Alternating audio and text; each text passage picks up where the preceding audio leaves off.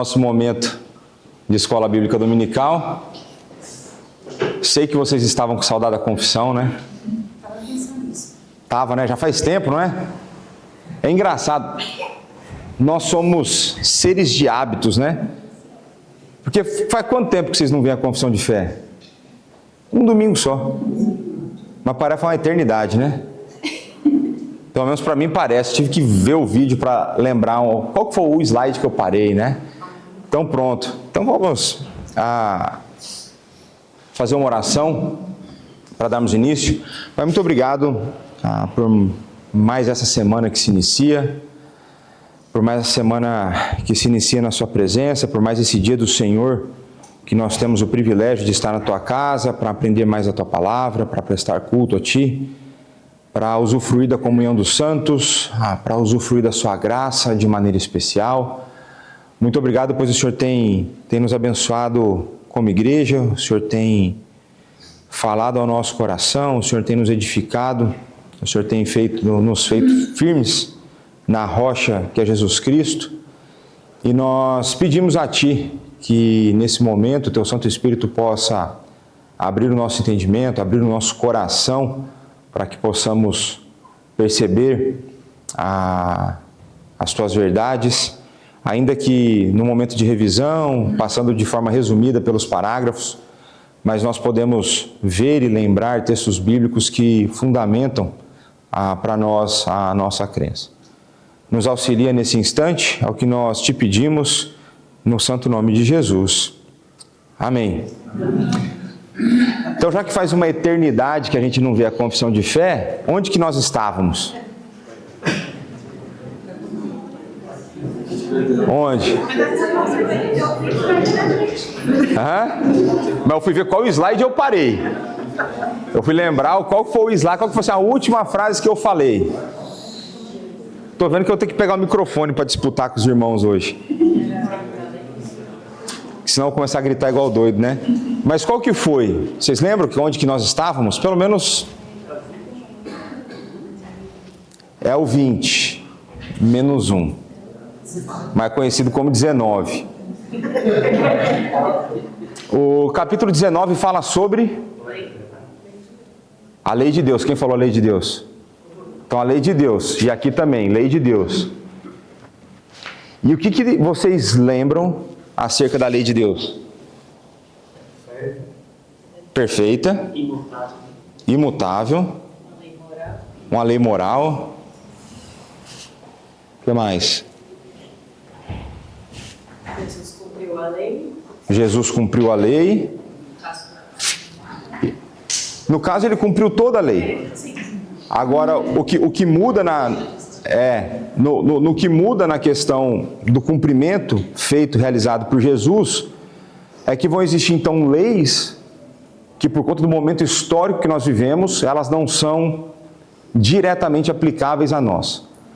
Então, quando nós pensamos nas leis classificadas como leis cerimoniais, todas as leis cerimoniais eram sombras, tipos daquilo que Cristo faria.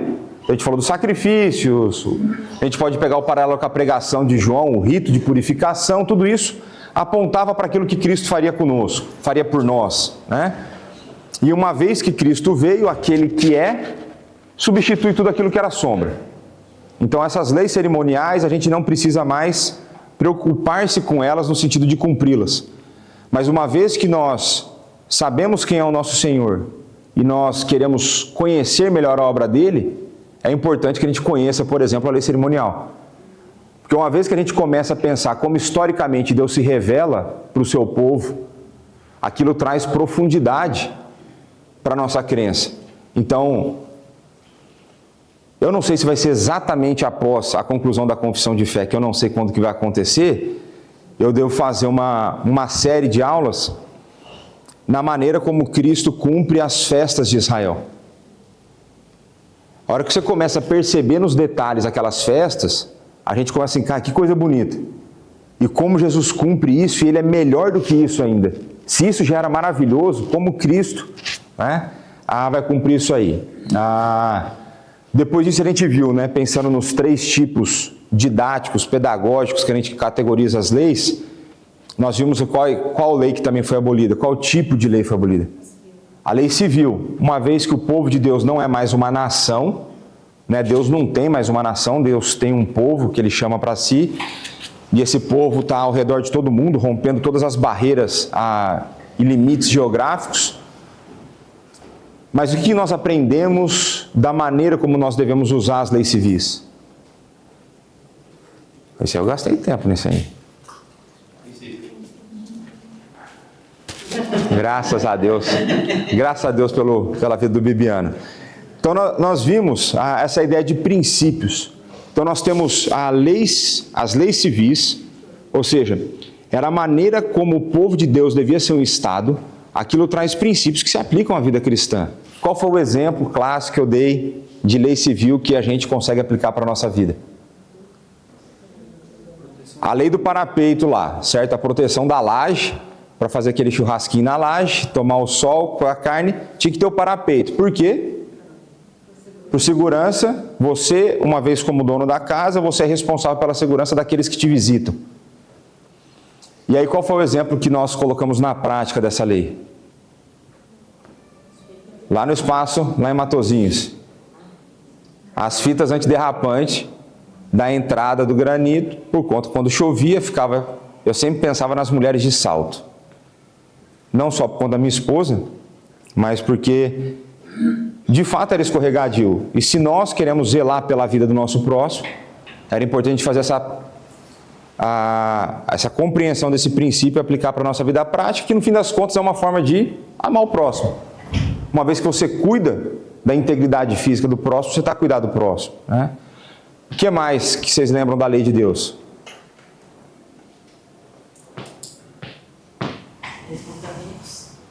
Os 10 mandamentos, então nós vimos. O que nós vimos acerca dos 10 mandamentos?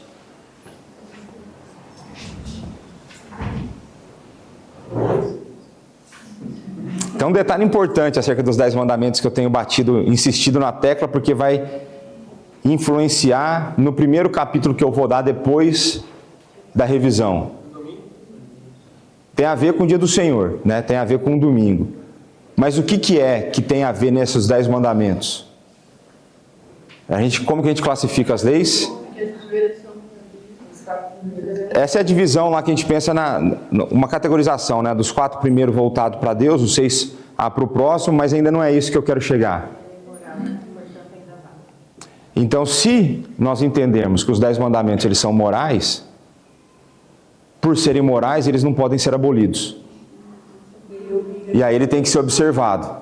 Ele obriga tanto os justificados e os justificados. Exato, salvos e não salvos, uma vez todos são criaturas, estão debaixo dele, todos deveriam observar isso. Isso vai impactar a maneira como a gente enxerga esse dia e lida e vive esse dia. E depois a gente vai entrar numa jornada razoável de domingos, de dias do Senhor, para a gente pensar nisso. E a minha ideia aqui não é trazer uma receita de bolo para vocês.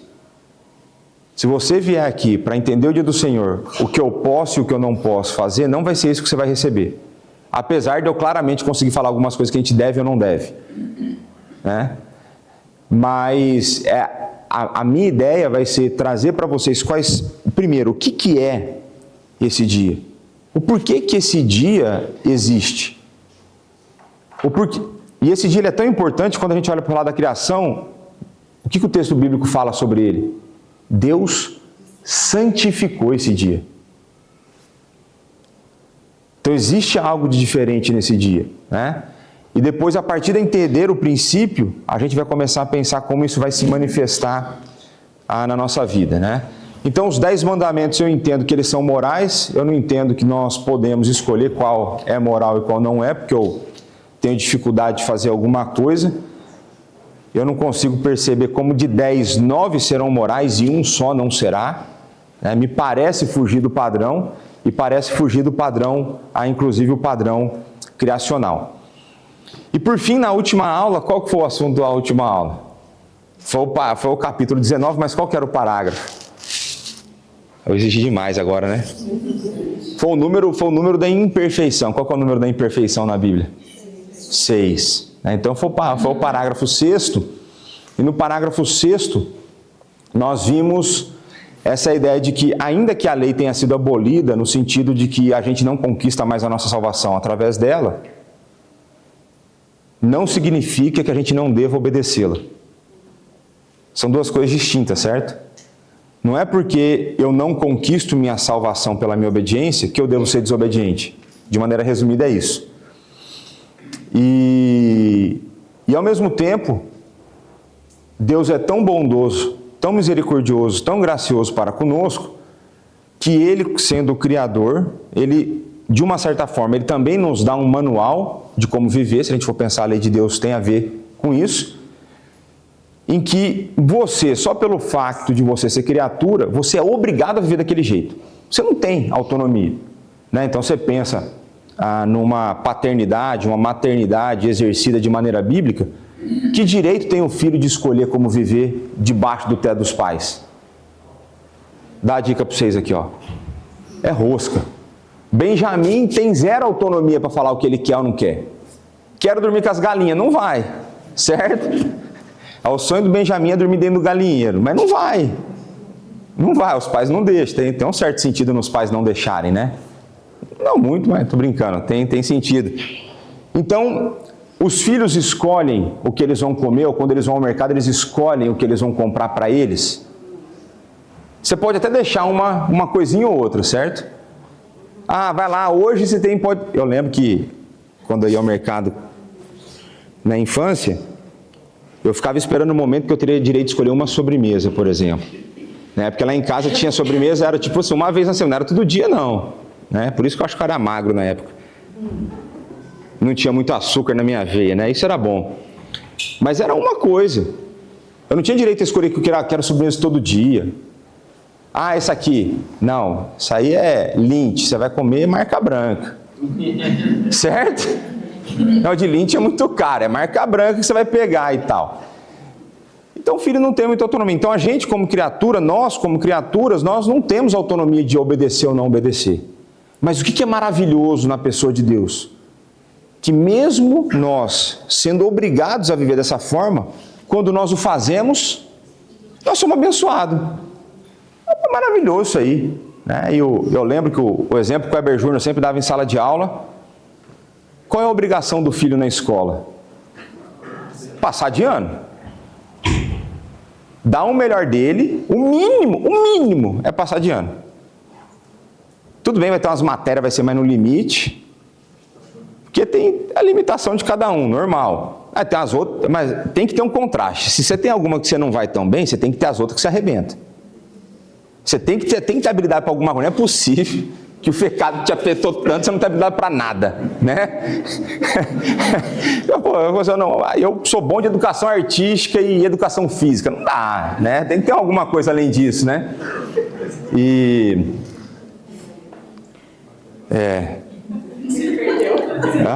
Não, eu estou tentando lembrar aqui, né? Se eu era bom de educação artística, né?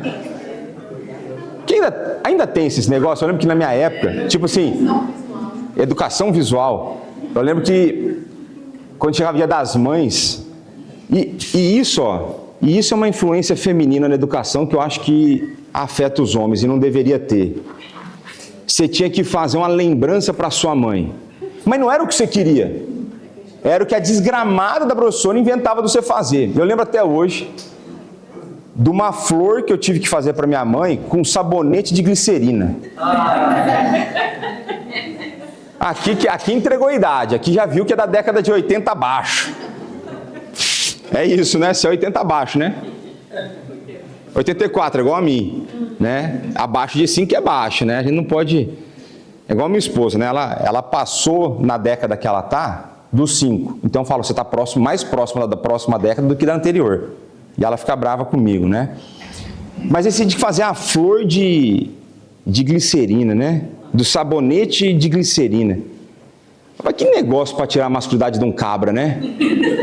Não é? Você fica fazendo lamininha, deixa eu fazer um negócio para minha mãe do jeito que eu expresso quem eu sou para ela, né? Foi ela, enfim, eu vou divaguei aqui. Mas vamos lá. Então, o exemplo do Heber Júnior é, quando o filho passa de ano, ele fez o quê? Obrigação mínima. Mínima. Mínima. Ele merece alguma coisa por isso? Não.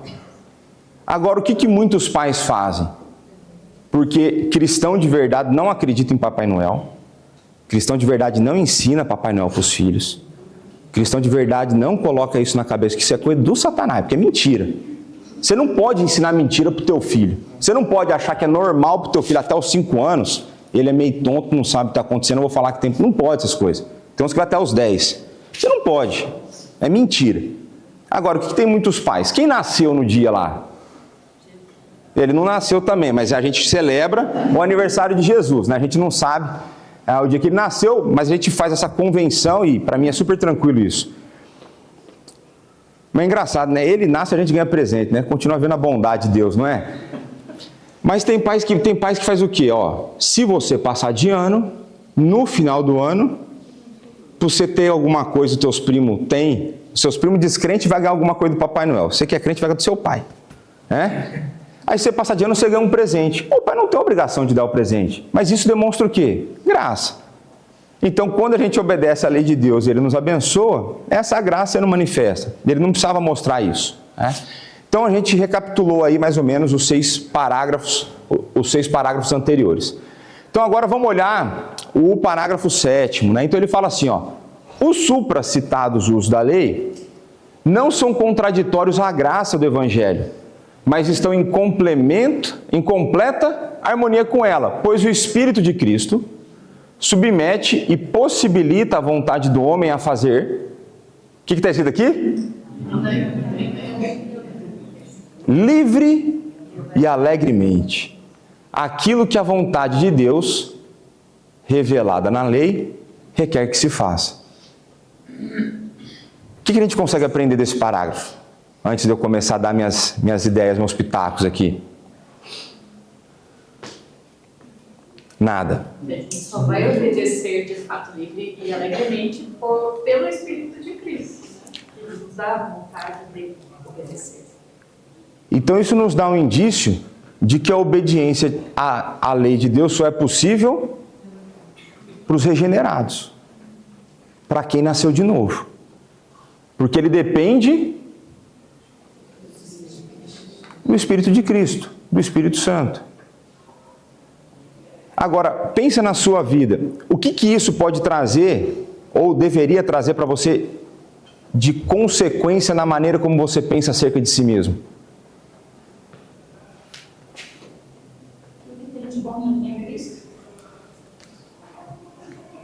Tudo que tem de bom em mim é Deus quem faz. Como diria lá o outro, né? Se foi certo, foi Deus, se foi errado, fui eu. E isso tem que te levar a uma postura de orgulho ou de humildade? De humildade. Agora, como que normalmente é, não aqui nas Pedras Vivas? Vamos pegar, que aqui não acontece essas coisas. Vamos pensar na sua vida pregressa, antes de você estar aqui na Pedras Vivas. Como que normalmente é dentro da igreja essa relação? Normalmente quem é mais apegado à obediência das coisas de Deus é normalmente mais humilde? O que isso nos mostra então? Uma contradição. Uma contradição. E uma contradição que provavelmente vai nos levar a uma consequência de que provavelmente essa pessoa não fez livre e alegremente. E se ela não fez livre e alegremente, se ela não fez pela motivação correta, em última instância, o que ela fez? Ela não obedeceu a Deus. Então, quando você começar a ver uma pessoa orgulhosa dentro da igreja porque ela é muito obediente, o que isso é? Um sinal do quê? De imaturidade na fé. Tem uma citação que eu gosto muito do Charnock, que ele fala que um crente orgulhoso é tão estranho, aqui está nas minhas palavras, né? Quanto um demônio humilde. Só que tem um problema, demônio humilde não existe. Agora, o crente orgulhoso tem. Então pronto, então a gente depende do Espírito para que a gente consiga fazer livre e alegremente. E por que você acha que a gente depende do Espírito para fazer livre e alegremente? Oi? Se dependesse da gente, não fazia isso. Se depender de nós, não faríamos, né? Nós temos a natureza do pecado. Então, o natural seria desobedecer. Então nós temos uma corrupção ainda remanescente do pecado e, a princípio, apartado da influência do Espírito, sem mim nada podeis fazer, a nossa tendência é de desobediência. E eu acho que tem ainda, né, mais elementos, eu percebo que tem mais elementos aqui do tipo, tem que ter o Espírito no nosso coração para a gente ter prazer na lei de Deus. Para você ler, depois leia lá hoje, você não tem nada para fazer à tarde, leia Salmo 119. Veja a maneira como o salmista trata a lei de Deus. Veja como ele se relaciona e o prazer que ele tem. Então, agora, para obedecer à lei de Deus, o que é, além da ação do Espírito, o que é necessário que eu tenha para que eu obedeça? Coração regenerado. Um coração regenerado, o que mais? O que eu preciso saber para obedecer? Eu preciso saber a lei. Eu tenho que saber a lei. Aí como que eu vou saber a lei se eu não tenho prazer na lei? Então, acho que uma das péssimas contribuições dentro do mundo evangelical nos nossos dias é a oposição que foi criada, uma oposição artificial entre lei e graça. Existem pseudo-igrejas hoje que vão dizer que o Antigo Testamento não é para os nossos dias. Que na igreja eles não ensinam o Antigo Testamento. Falei, rapaz, mas vocês estão discordando só de Jesus, porque foi o Antigo Testamento que ele usou para falar de si mesmo. Lucas 24, caminho a Emaús, né? Então pronto, o que mais que a gente consegue aprender aqui? Que o uso da lei não é contrário ao Evangelho da Graça. A graça do Evangelho. Onde você vê isso aí? Logo aqui, ó. Então, o uso da lei não é contrário ao Evangelho da Graça. Aí eu gosto dessa maneira de comunicar. Mas estão em completa harmonia. Não é só que eles não são contrários. É feito um para o outro. Não existe outra possibilidade. Né? O que mais que a gente consegue ver aqui?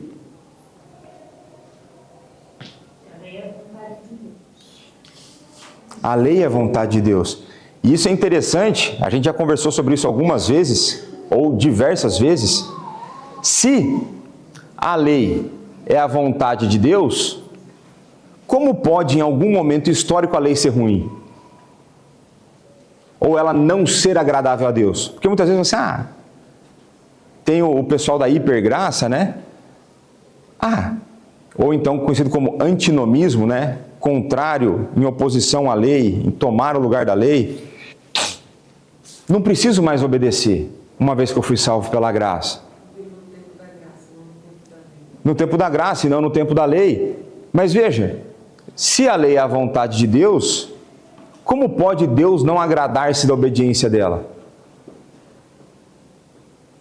Agora, me dá um exemplo, no Antigo Testamento, de algum momento que o povo de Deus fez o que Deus mandou e Deus falou que não se agradava.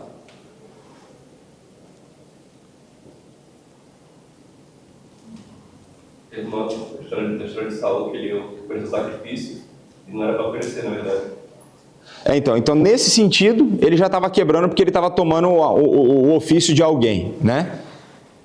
Mas não tem algumas coisas que fala assim, eu não quero sacrifícios, não quero holocaustos. É mesmo que o senhor não quer? Mas lá em Levítico está escrito que o senhor quer. Quer ou não quer? Ele quer, desde que tenha um coração quebrantado. Então existe forma de que você externamente parece estar fazendo aquilo que é certo,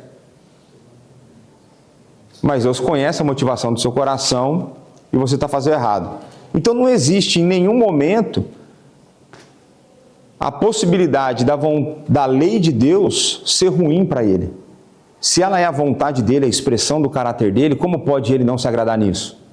Até porque eu vejo que a minha vontade é boa, perfeita e agradável. Lá em Romanos 12, não é? O que mais que a gente consegue ver aí?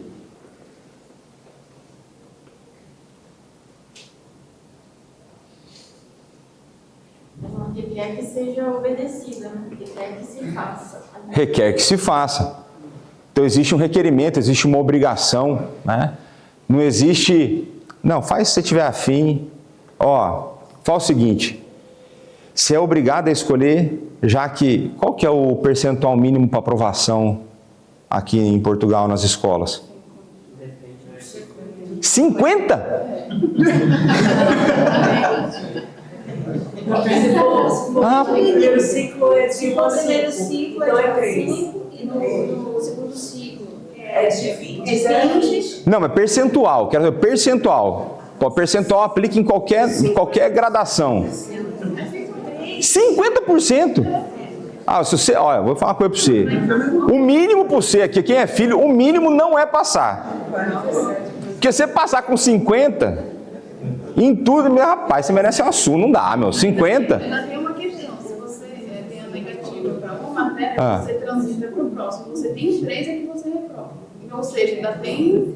Se você tira 49 menos. Então vamos lá, vou reformular o que eu falei.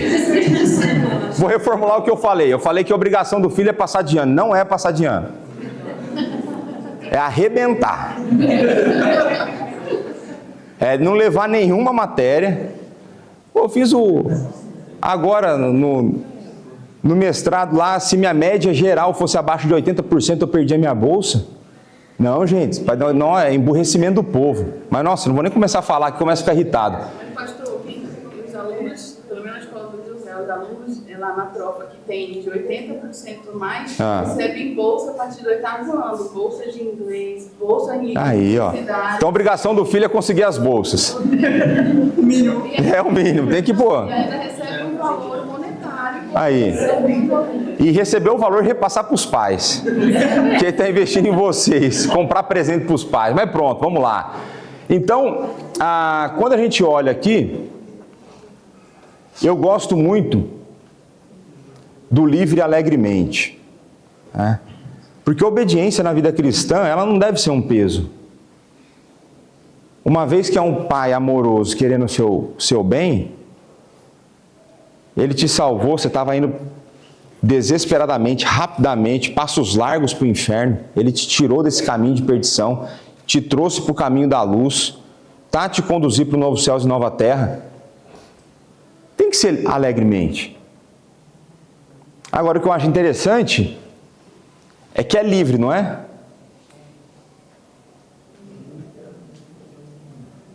Agora, ele é livre desde que? Desde que o Espírito faça.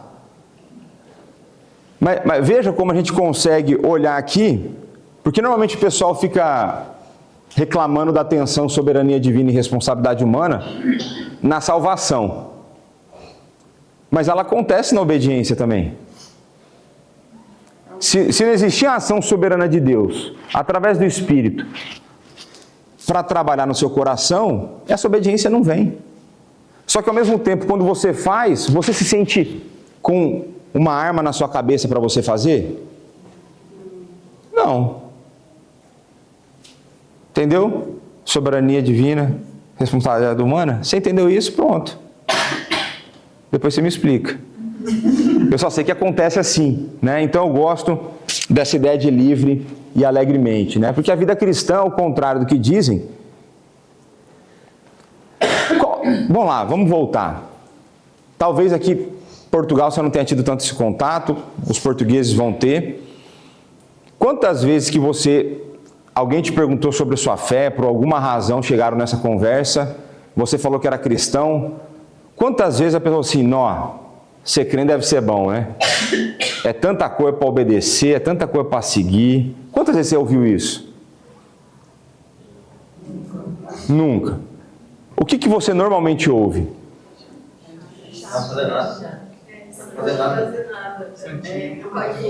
Não pode fazer nada. É uma lista de proibições. Não aproveita a vida. É basicamente uma prisão. Prisão sem algemas. É um encarceramento sem algemas. Um encarceramento invisível. Agora, não existe vida melhor do que essa. E aqui, eu tenho certeza que você já pensou e em alguns momentos você ainda pensa desse jeito. Que a nossa fé é uma fé proibitiva. Eu tenho certeza que em algum momento você chegou a pensar de que Deus poderia me deixar viver um pouco mais. Deus poderia afrouxar alguns limites.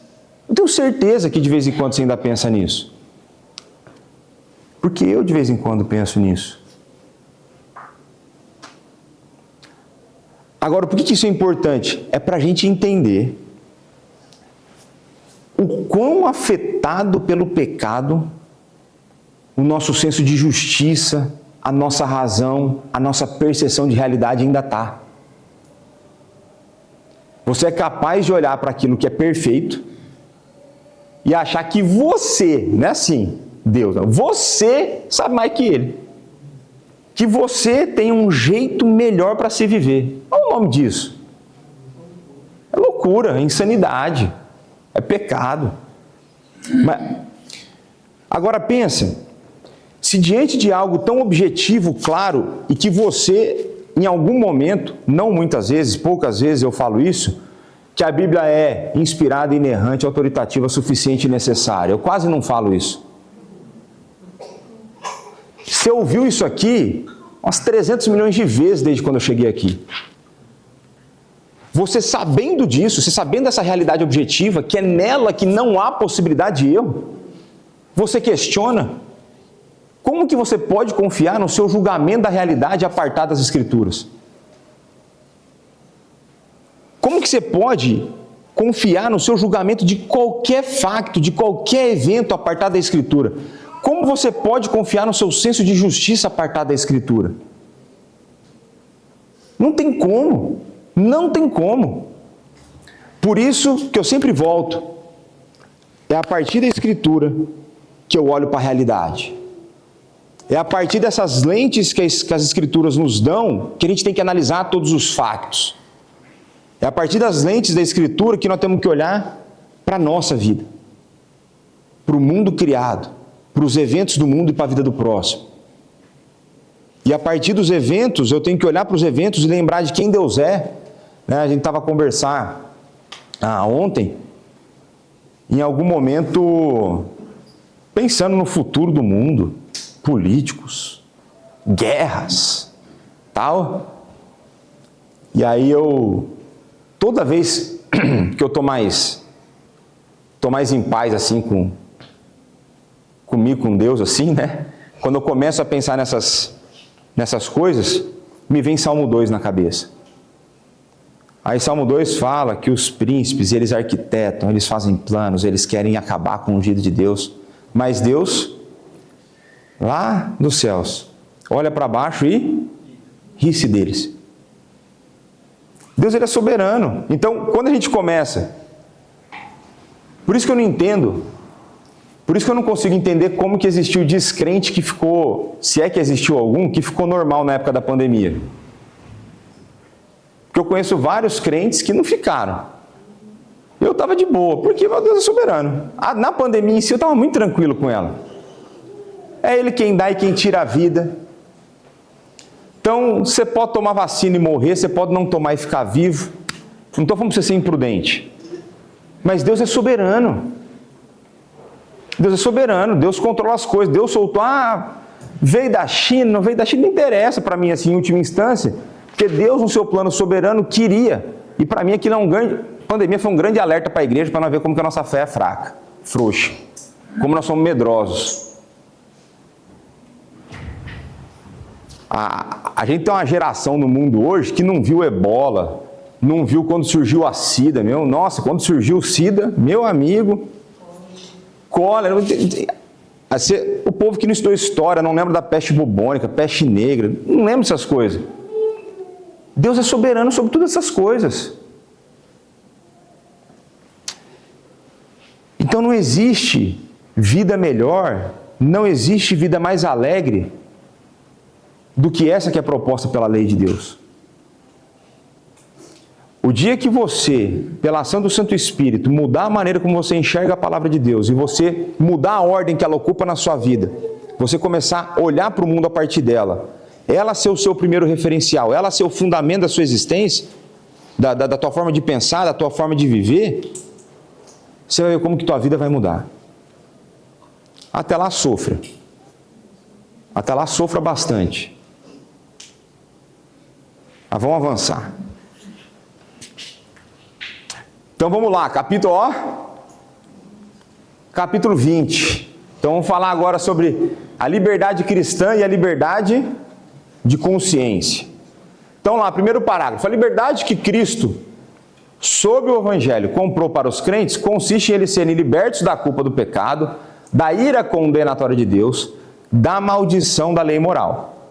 Além do mais, ela consiste em serem eles libertos do poder deste mundo mau, do cativeiro do Satanás, do domínio do pecado, do mal das aflições, do aguilhão da morte, da vitória da sepultura e da condenação eterna. Ela consiste também em terem livre acesso a Deus, em lhe prestarem obediência, não movidos por um medo servil, mas pelo amor filial e espírito voluntário, livre alegremente, que a gente acabou de ver. Todos esses privilégios eram comuns também aos crentes sob a lei. No entanto, sob o Novo Testamento, a liberdade dos cristãos foi ampliada.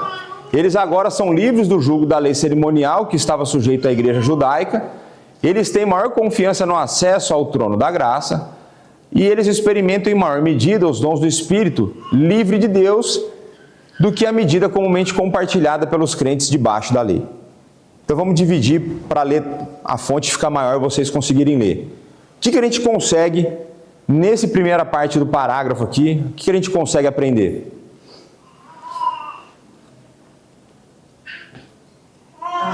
A primeira parte da liberdade que Cristo, sobre o Evangelho, né, comprou para os crentes. Então essa liberdade ela foi adquirida. Então a gente nunca pode confundir salvação pela graça como se ela não tivesse custado nada. A salvação é de graça para você. Para Cristo custou a própria vida. Para o Pai custou moer o seu filho na cruz. Então ela é de graça para você, cara pálida. Para Deus custou imenso. Para Deus custou matar o próprio filho. E por nós. Veja, lá Romanos 5, né? Pode ser que pelo bom alguém se anime a morrer, mas nós não éramos bons. Então, veja a loucura do negócio. Humanamente falando, veja a loucura disso. Então, Cristo comprou, e Ele comprou com seu sangue. Ele comprou com seu sangue. O que mais que a gente consegue pensar acerca dessa liberdade aí?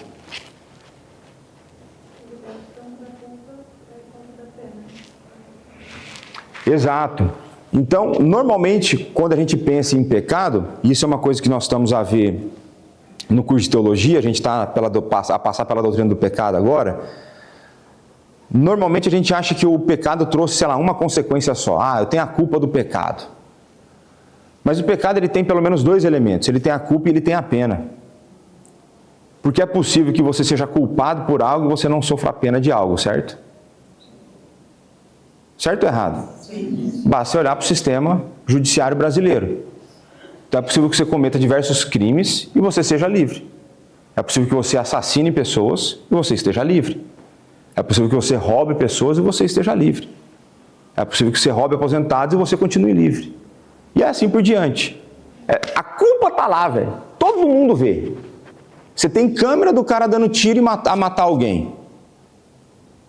Essa pessoa pode não sofrer a pena, mas a culpa sempre estará no NIF dela. Vai estar sempre no CPF daquela pessoa. Vai estar sempre associada a quem ela é diante de Deus. Então Cristo, ele remove, ele toma de nós tanto a culpa quanto a pena. Então lembra? Agora a gente vai fazer a conexão com a lei cerimonial. Lembra dos dois? Tinha o bode expiatório, ou emissário, que tomava a culpa e levava para longe, e tinha o que era morto no sacrifício. Um levou a culpa e o outro sofreu a pena. Então Cristo faz os dois na cruz. O Cristo faz os dois na cruz, né? Então a gente é liberto, né? Liberto da culpa do pecado. Isso aqui é uma coisa interessante, porque um dos grandes adversários que nós temos na nossa vida devocional, quem é? Nós mesmos. E uma das coisas que Satanás vai usar para nos atazanar na nossa vida devocional é tacar na nossa face, é esfregar na nossa face a culpa que a gente sente quando a gente peca. Se você for crente, você sente culpa quando você peca. Você sente vergonha quando você peca. E agora, o que o texto diz aqui? Nós somos libertos. Fomos libertados da culpa do pecado. Não é? Libertos da culpa do pecado. O que isso significa? Que a tua culpa, a tua vergonha diante de Deus não compra nada para você. Mas ela demonstra alguma coisa. Então é o arrependimento. Então tem um livro que eu gosto, eu já citei ele, é um livreto, acho que está no Quebrantamento, do Richard Baxter. Esse livro, ele vai tratar da maneira como a gente deve usar da vergonha e dessa culpa que a gente sente quando a gente peca no processo de arrependimento. Então ele fala assim, ó, você tem que sentir culpa e vergonha? Tem. Mas não por muito tempo. Por quê? Porque o Satanás vai usar isso contra você. E quando você sente culpa e vergonha, qual que é a última coisa que você quer fazer depois que você peca? É orar. Falou um pecador nato agora, ó. É brincadeira.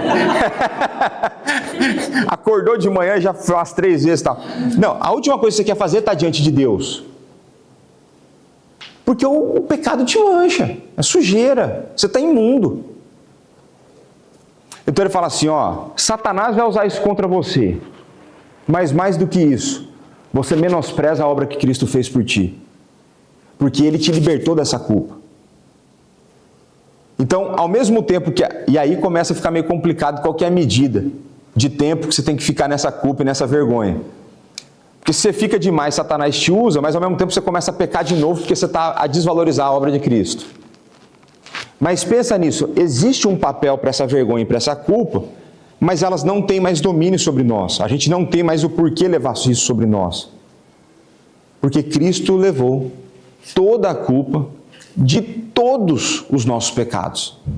Passados, presentes e futuros. Certo? Tá bom. O que mais que a gente pode aprender aqui? Só tem uma pergunta. O que seria essa maldição da lei? Uma boa pergunta. O que você acha que é? Eu estou pensando na condenação eterna. Me parece uma boa forma de pensar. Né? Então, quando a gente vai ler lá em Romanos, você está no PG ou não? Não, no PG o pessoal estudou Romanos. Aí quem lembra aqui a passagem de Romanos que fala da lei? Fala que a lei estava... O que a lei não é capaz de fazer? Ela não é capaz de salvar. Por que ela não é capaz de salvar? Tem uma outra coisa que a lei não pode fazer por você. Ela não consegue te ajudar na obediência. A lei, ela vem para mostrar o que é certo e errado. Ela vem para mostrar o que é certo e errado. Agora, se ela não te ajuda, e você sabe que a chance de você obedecer sem Deus é 0, ela te traz uma maldição. Porque você conhece agora o que é o pecado, mas você está incapacitado de evitá-lo. Romanos 3.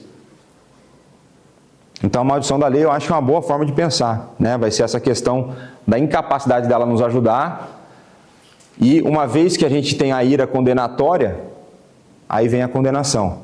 Então, quando Jesus Cristo cumpriu toda a lei, ele cumpriu, ele demonstrou de como a gente poderia cumprir, fazer a lei. Não sei se Isso, mais ou menos assim. de fato, Cristo ele não é apenas, mas ele é um grande exemplo. Então ele é um exemplo de como obedecer a lei. Tanto é que quando você olha o texto, tem até um livro que saiu lá assim, Em Seus Passos, o que faria Jesus? Né? Essa ideia a vida de Jesus é uma vida de perfeita obediência. Então a gente pode olhar para ele e falar assim, essa é a forma correta de se fazer. Mas ele fez muito mais do que apenas, entre aspas, obedecer. Ele conquista para nós e ele nos envia o Espírito que agora nos habilita a começar a viver como ele vivia. Que é a ideia de Romanos 8, 28 e 29, que é Deus começar a conformar em nós a imagem do Filho. Daí é uma obediência igual de Jesus. Ver, quando você olha para você e você lê os evangelhos, o quão próximo de Jesus você está. Quanto, Ellen? Hã? Ajuda aí. Não, o Luan tá demais. Não? Longe demais, no caso. Mas pronto. O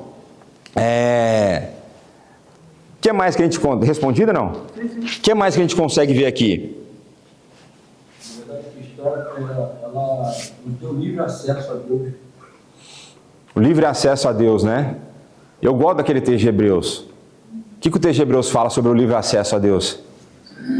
Nós podemos nos achegar ao trono da graça, a lá Neymar, né? Com ousadia e alegria. É com ousadia que a gente pode se achegar ao trono da graça. Se você pensar no Antigo Testamento, quem se achegava na onde não tinha sido convidado, acontecia o quê? Meu fulminado. Às vezes eu tenho saudade do Antigo Testamento, né? Mas Cristo conquistou para nós o direito de chegar lá.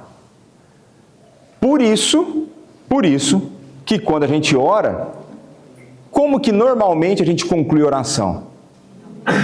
Então, em nome de Jesus não é mandinga, em nome de Jesus não é simpatia, em nome de Jesus não é assim, vou falar porque daí a oração dá certo, não é isso.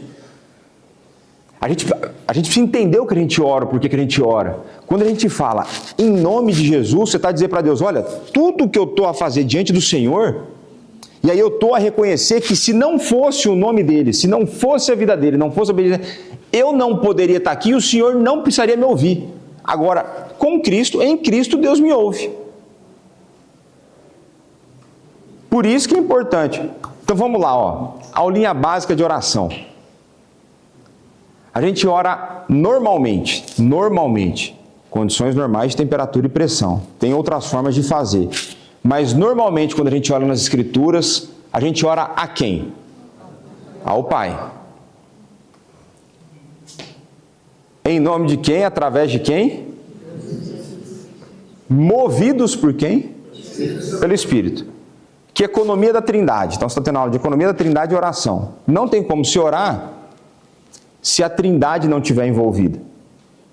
Então é o Espírito que vai te impelir, ele só vai te impelir porque Cristo morreu por você, então Cristo, e aí é através de Cristo que isso vai chegar a Deus. É o Espírito que vai traduzir tua oração porque você não sabe orar como convém.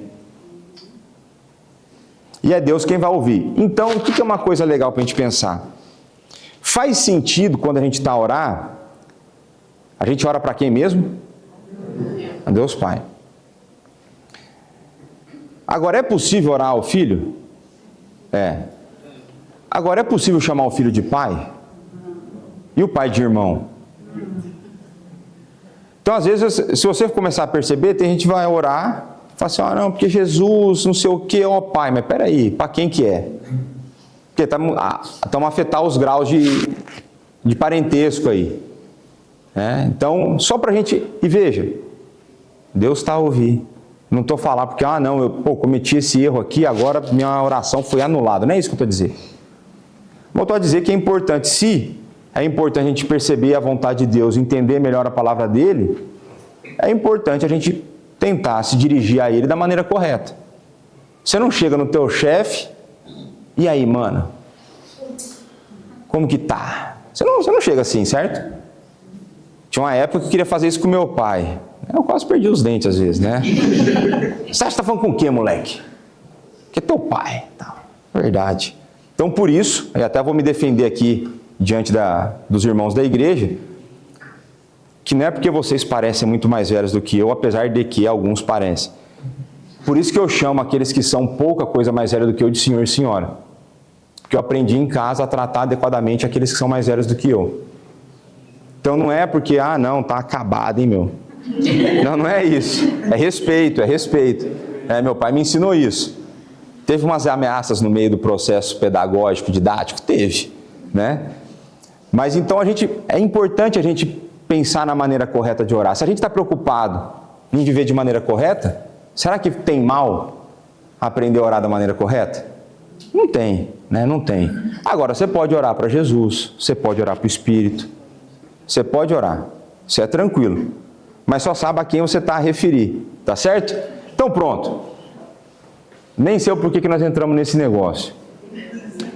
Eu só vou pedir uma ajuda. Ô, Natan, será que tu consegue pôr 23 aqui? Eu estou vendo algumas pessoas com frio. Eu perguntei antes da aula, o pessoal falou que estava bom, mas parece que deu ruim. O que mais que a gente consegue ver aqui? Obediência por amor. Obediência por amor, né? Cadê? Tá aqui. Poder do mal. Onde está o amor filial aqui? Na última, amor filial, né? E espírito voluntário. Então eu gosto disso, porque quando a gente pensa em salvação, quando nós somos salvos, e em Cristo nós somos então adotados. Então nós somos todos filhos adotivos. E vou compartilhar uma experiência completamente aleatória de como perceber bem uma doutrina bíblica pode mudar a sua vida, né? Dentro do nosso processo, meu e da Dani, da gente não conseguir ter filhos, eu sempre fui contra a adoção, nunca quis adoção. E uma das razões é porque eu queria ter um filho, entre aspas, que fosse meu.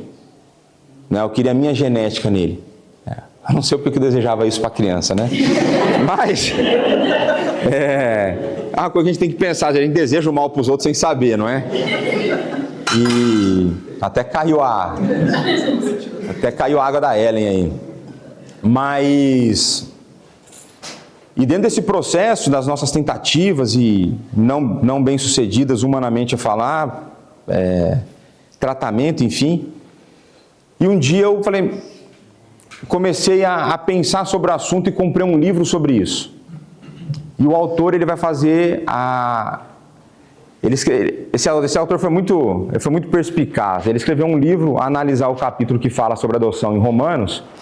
E ele falava um capítulo sobre o processo de adoção que ele fez e um capítulo do processo de adoção que Deus fez.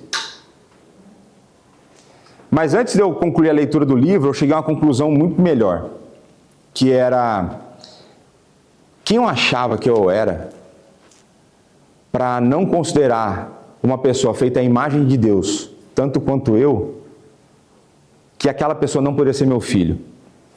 Sendo que Deus, sendo perfeito, nunca tendo uma mancha de pecado, desde a eternidade, resolveu matar o filho dele para me adotar. E eu sei o quão ruim eu sou. E eu sei o quão ruim eu continuo a ser. Quando eu percebi o absurdo que era a adoção divina, ou quando Ele me adota em Cristo Jesus, Ele me faz filho em Cristo Jesus, todas as minhas barreiras com a adoção caíram. E eu falei para a Dani, podemos começar o processo. Por quê? Porque eu entendi. Aí veja, como que eu olhei a realidade? Vamos voltar agora para o... Eu olhei a realidade através do quê? Das Escrituras. Não daquilo que eu gostaria, não daquilo que eu cria, não do que era a minha vontade. Eu queria ter o Leonardo Júnior. Eu queria, meu. Queria ter um moleque para dar uns tapas na cabeça dele. Vai, moleque, pega lá a coisa para mim, lá, pega o comando, traz minha cola zero. Eu queria essas coisas. Que era o meu pai fazer comigo. Eu queria ter essas coisas. Mas foi ao perceber a beleza daquilo que Deus fez na minha vida, que eu pude ver que Deus poderia me usar para demonstrar a graça dele na vida de alguém. Então, assim, a maneira como a gente percebe o amor filial, isso muda a forma como a gente obedece, isso muda a forma como a gente se relaciona entre irmãos, que agora nós somos irmãos. E vou dizer para você, isso parece estranho. Se você tem na sua família membros que não são crentes, o nosso vínculo é maior. Ainda que você não goste do povo daqui. Porque Cristo nos comprou. Nós estamos unidos a Ele. E na eternidade a gente estará junto. Os outros não. Eu já falei isso para vocês. A maneira como eu me sinto entre irmãos é muito mais profunda na maneira como eu me relaciono com a minha irmã que não é cristã. As relações são diferentes. Então, quando eu entendo esse amor filial, a maneira como eu obedeço, eu já não faço só por medo. Eu já não faço uma mera obediência. Mas é porque eu amo o meu Senhor, aquele que me comprou, aquele que me salvou, aquele que trouxe para si, aquele que me pôs na sua família, aquele que derrama a graça sobre mim. O meu coração vai querer explodir e devolver gratidão. E aí discussão, a lei vale ou não vale, é uma das maiores imbecilidades do mundo, porque vai ser desse jeito que eu quero viver. Porque é isso que vai inundar o meu coração. E para o pessoal dos cânticos não brigar comigo, vai ser aqui que eu vou parar. Capítulo 20, parágrafo 1º. E já aviso os irmãos, eu não sou de fazer isso. Eu não sou de fazer isso, mas eu vou fazer. Semana que vem eu não darei aula. Mas eu recomendo fortemente que os irmãos venham. Os irmãos terão uma aula de EBD aqui sobre culto doméstico. Criar um negócio na cabeça do povo que dificulta para o povo entender o que é o culto doméstico, perceber o que é e como fazer. Às vezes a gente acha que o culto doméstico tem que ter a liturgia aqui do domingo. Não tem. Então venham a semana que vem, vocês serão abençoados por isso. E depois que a gente der aula, nós vamos disponibilizar para os irmãos, aí os irmãos têm que nos cobrar disso, 2 vídeos que eu fiz na época da minha igreja antiga, que nós fizemos 2 vídeos de um culto familiar, um culto doméstico na prática, real. Então um pastor amigo meu, ele com os filhos dele, e se meu amigo conseguiu fazer com o filho dele, vale, se você não quer, assiste só para ver o filho do meu amigo. O moleque é virado do avesso.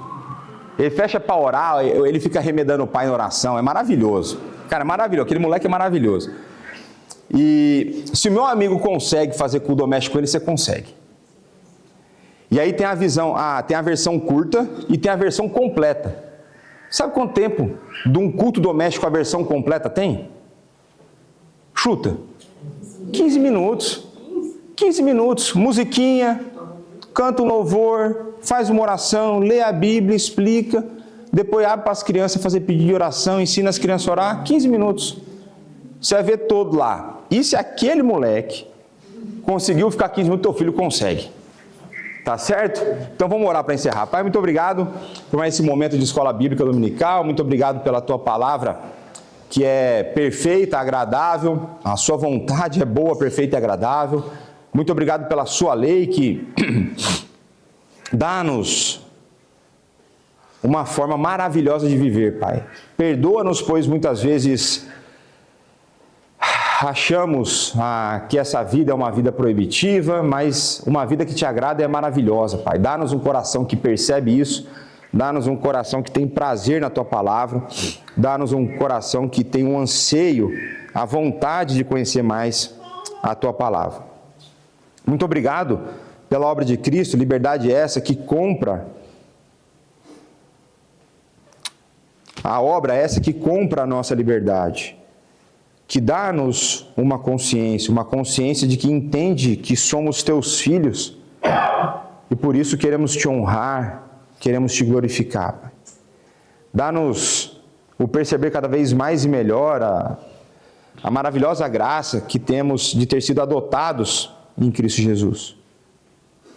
Ajuda-nos nessa caminhada, Pai. E também nós te pedimos dar-nos receba o culto que prestaremos na sequência, dá-nos da tua graça ao longo daqueles momentos, dá-nos o usufruir da tua presença como corpo de Cristo, como tua igreja. É o que nós colocamos diante do Senhor, pedimos e agradecemos. Tudo isso nós fazemos através do nome do nosso Senhor e Salvador, Jesus Cristo. Amém. Meus irmãos, muito obrigado. Fiquem com Deus, se cuidem.